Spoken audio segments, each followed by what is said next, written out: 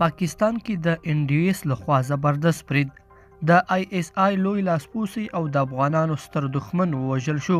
دا چې په پاکستان کې دغه برید NDS چیرته کړی دی، څومره کسان پکې وژل شوي دي، په دې ویډیو کې راسره وګورئ او چینل سبسکرایب کړئ. لیدونکو السلام علیکم، ستړي مه شئ.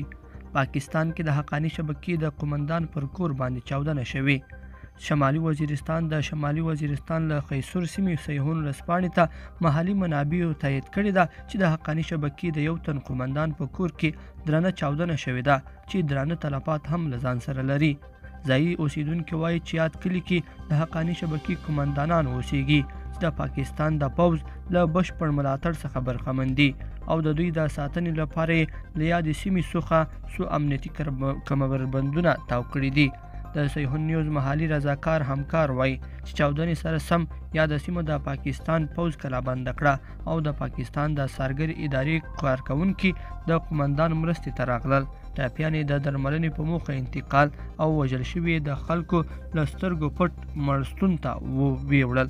تر اوسه پورې نه ده په ډاګه شوې چې د کوم قومندان کور و، خو د پاکستان د څارګرې ادارې له مرستې په ډاګه ده چې د حقانی شبکې د لوړپوړو قومندان کور کې چاودنه شوې ده.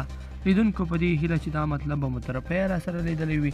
که مو دغه ویډیو خوښه شوې ویډیو لایک کړئ او چینل سبسکرایب کړئ. تر بیا ښه وخت.